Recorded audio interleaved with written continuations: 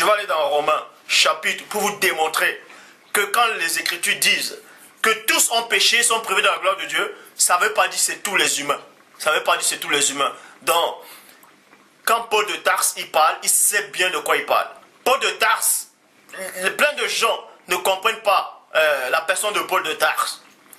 C'est pour ça qu'il y a plein de gens qui font des vidéos maintenant qui disent que Paul de Tarse est en train de contredire la personne du Christ. Et d'autres aussi pensent que Paul de Tarse m'a contredit, c'est-à-dire a contredit ma dernière vidéo. Paul de Tarse ne peut pas me contredire parce que c'est mon gars. Lui et moi, nous sommes un. Donc, je vais vous démontrer ici que vous avez mal saisi les Écritures. C'est pas comme ça. Il faut être assisté, avoir le Saint-Esprit pour comprendre les Écritures. Mais il y en a plein aussi qui comprennent. Ce n'est pas tous qui ne comprennent pas.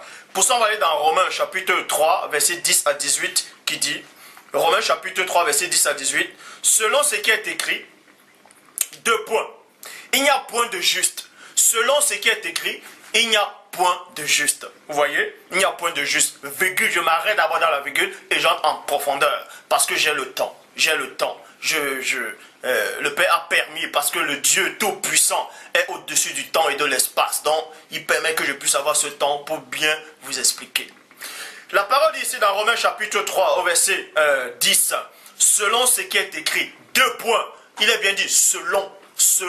Ce n'est pas Paul qui dit ça parce qu'il a reçu le Saint-Esprit, c'est-à-dire qu'il donne un nouvel enseignement. Mais il ne fait que répéter ce qui était déjà marqué dans c'est-à-dire par la bouche des patriarches. Parce que le Christ dit, je m'en vais, je vous envoie le Saint-Esprit. Il va vous enseigner toutes choses. Et il vous rappellera tout ce que je vous ai annoncé. Vous voyez? Donc, la parole dit ici, il n'y a point de juste. Et quand je dis j'entre dans la virgule, c'est pour vous démontrer qu'en fait, c'est juste là, quand on dit il n'y a point de juste, ce n'est pas, ne comprenez pas, en fait, que tous les humains ne sont pas justes. Non. Il y a eu des justes. Il y a eu des justes. Ça ne veut pas dire que quand je dis qu'il y a eu des justes, je suis en train de contredire Romains. Ou bien je vais contredire cette loi-là, c'est-à-dire dans le livre auquel il est écrit, il n'y a point de juste. Noé était juste devant Dieu. Noé était juste devant Dieu. Ça veut dire que celui qui a écrit que Noé était juste devant Dieu est en train de contredire Romains chapitre 3 verset 10. Non, c'est vous qui ne comprenez pas les Écritures. Job était juste, était un homme droit, juste et intègre devant Dieu. C'est le Père Tout-Puissant, dans sa divine puissance, qu'il a déclaré juste. Parce qu'il était déjà juste. Il était juste. Est-ce que vous comprenez? Il était juste. Jérémie, avant de naître, il était déjà juste. Est-ce que vous comprenez? Si vous ne savez pas. Donc, arrêtez de délirer en disant qu'il n'y a pas de juste, qu'il n'y a que Christ seul qui n'a jamais péché. Il y a des hommes sur la terre qui ont vécu sur la terre, qui n'ont jamais commis de péché. Je vous le dis. Et la parole dit, les enfants de Dieu ne pêchent pas. Ils ne pratiquent pas le péché. Vous allez sortir d'autres versets. Oui, mais celui qui dira que on ne pêche pas, on fait de Dieu menteur. Je vais répondre à tout ça. Paul ne s'adresse pas à tout le monde. Ou bien Jean ne s'adressait pas à tout le monde. Pour ça, je vais relire Romains chapitre 3 au verset 10. Selon ce qui est écrit, 2 points, il n'y a point de juste, pas même un seul, pas même un seul. Nul n'est intelligent, nul ne cherche Dieu, tous sont égarés, tous sont pervertis, il n'en a aucun qui fasse le bien, pas même un seul, pas même un seul, vous voyez, pas même un seul. Les gosiers est un sépulcre ouvert, ils se vantent de leur langue, ils se servent de leur langue pour tromper, ils se servent de leur langue pour tromper. Ils ont tous sous leurs lèvres du venin d'apic. Donc, on vous dit ici qu'il n'y a personne sur la terre, selon ce qui est écrit dans Romains chapitre 3, il n'y a personne sur la terre qui cherche Dieu. Tous sont pervertis, tous font le mal, donc tous ont péché. Mais, dans la suite, vous allez comprendre que Paul, ici, là, il n'a fait que référence à un texte qui existait déjà, et l'auteur même de ces phrases-là ne parlait pas de tout le monde. Il parlait d'un groupe de personnes. Si vous ne comprenez pas les Écritures, Dieu permet maintenant que je vienne dans ce plan pour vous éclairer par l'Esprit du Père. Donc, leur bouche est pleine de malédiction et d'amertume. Ils ont les pieds légers pour répandre du sang. La destruction et le malheur sont sous les routes. Ils ne connaissent pas le chemin de la paix. La crainte de Dieu n'est pas devant leurs yeux. Point. La crainte de Dieu n'est pas devant leurs yeux. Vous voyez? Donc, parce que quand Paul dit, selon ce qui est écrit, il est écrit où? C'est dans, on va aller dans Psaume. J'ai la Bible devant moi. Je tous les versets de la Bible. On va aller dans Psaume chapitre 14 au verset 3 à 5. Psaume 14, 3 à 5 dit ceci. Je vais lire Psaume 14, 3 à 5. Psaume 14, 3 à 5. Tous sont égarés. Vous voyez? Tous sont pervertis.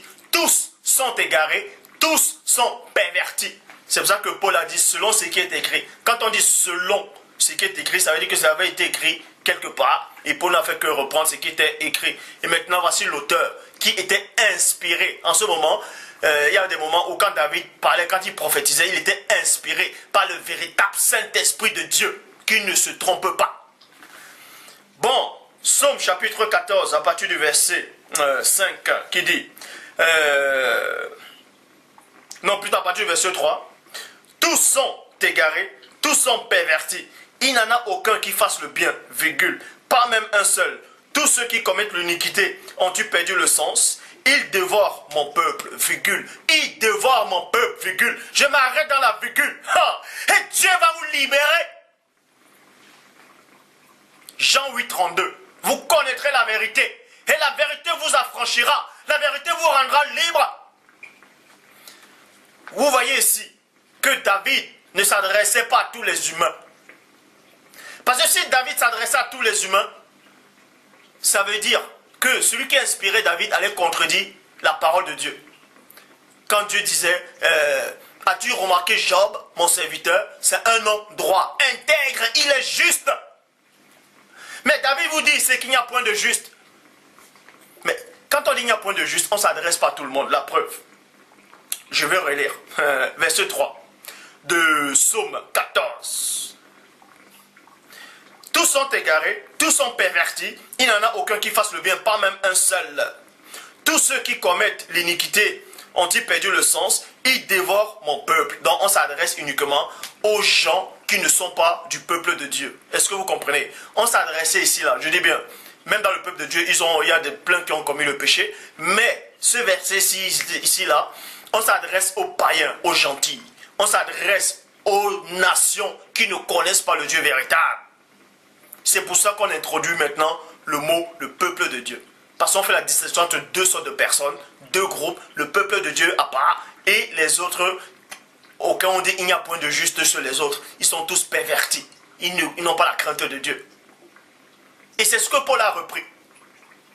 Parce que quand Paul, dans ses épîtres-là, c'est-à-dire Paul était l'apôtre des païens, Paul s'adressait par rapport aux païens en disant il n'y a point de juste. C'est pour ça que quand il dit il n'y a point de juste, que tous ont péché, sont privés de la gloire de Dieu. C'était les autres peuples, c'était les autres nations. C'était les autres nations. Comment ça vous dit tous ont péché, sont privés de la gloire de Dieu? Alors que Gédéon a vu un ange, Manoach a vu un ange. Les anciens prophètes de l'ancienne alliance, Jacob, tout cela, ils ont vu des anges. Ça veut dire qu'ils voyaient la gloire de Dieu. Donc on ne s'adressait pas ici, là, en ce moment, par rapport à ce verset, on ne s'adressait pas au peuple de Dieu. On s'adressait à d'autres nations qui sont tous pervertis. Il n'y a point de juste, que personne ne cherche Dieu. Donc ne mélangez pas tout. Parce que quand vous ne comprenez pas les Écritures, vous n'allez rien comprendre de Genèse Apocalypse. Vous n'allez rien comprendre de Genèse Apocalypse. Donc, tous ceux qui commettent l'iniquité ont-ils perdu le sens? Ils dévorent mon peuple. Virgule. Ils prennent pour nourriture et ils n'invoquent point l'Éternel. C'est alors qu'ils trembleront d'épouvante. Quand Dieu, quand Dieu Tout-Puissant paraîtra, quand Dieu, j'aime le Père, il faut aimer le Père. Il ne faut pas aimer le Père parce que vous avez peur d'une punition ou bien parce que vous voulez une récompense. Il faut l'aimer parce que c'est normal. Quand vous aimez Dieu, ça vous fait du bien. Ça fait du bien en fait. Ça fait du bien. Écoutez la révélation. Pour tous ces détracteurs qui ne comprennent pas.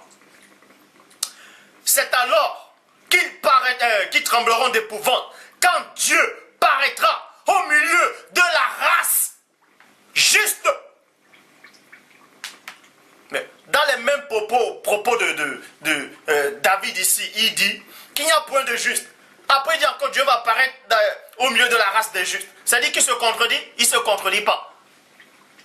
Parce qu'on parlait de deux groupes de personnes.